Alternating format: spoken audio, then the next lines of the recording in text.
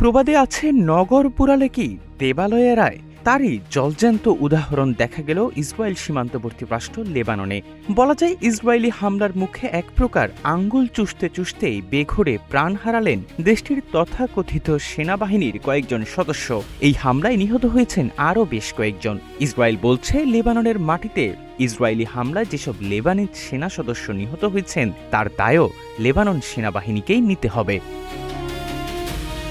গণমাধ্যমের প্রতিবেদনে বলা হয়, দক্ষিণ লেবাননে ইসরায়েলি দখলদার বাহিনীর হামলায় লেবাননের শোপিচ সেনাবাহিনীর একজন ব্রিগেডিয়ার জেনারেল, একজন ক্যাপ্টেন এবং একজন সৈনিক সহ অন্তত 12 জন নিহত হয়েছে।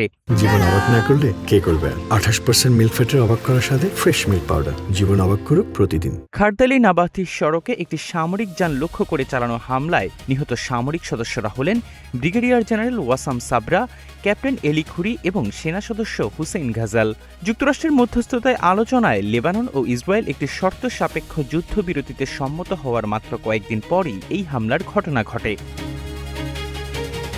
ইসরায়েলি সেনাবাহিনী জানায়, শনিবারের এই হামলাটি একটি সক্রিয় যুদ্ধ অঞ্চলে চালানো হয়েছিল। তারা আরও জানায়, সংঘাতপূর্ণ অঞ্চলে যে কোনো ধরনের চলাচলের জন্য ইসরায়েলি সেনাবাহিনীর সঙ্গে সমন্বয় করা আবশ্যক। অন্যদিকে লেবাননের সেনাবাহিনী বলছে, ইচ্ছাকৃত এবং বারবার চালানো এই নির্মম ইসরায়েলি আগ্রাসন একটি সমাধানে পৌঁছানোর সমস্ত প্রচেষ্টাকে নস্যাৎ করার উদ্দেশ্যে করা হচ্ছে। লেবাননের প্রেসিডেন্ট জোসেফ আউন এই হামলার তীব্র নিন্দা জানিয়ে একে লেবাননের সার্বভৌমত্ব এবং আন্তর্জাতিক আইন ও রীতির চরম লঙ্ঘন হিসেবে অভিহিত করেছেন। দেশটির প্রধানমন্ত্রী নওয়াফ সালাম এটিকে একটি জঘন্য অপরাধ এবং লেবানন ও সমস্ত লেবাননের জনগণের উপর আক্রমণ বলে বর্ণনা করেছেন।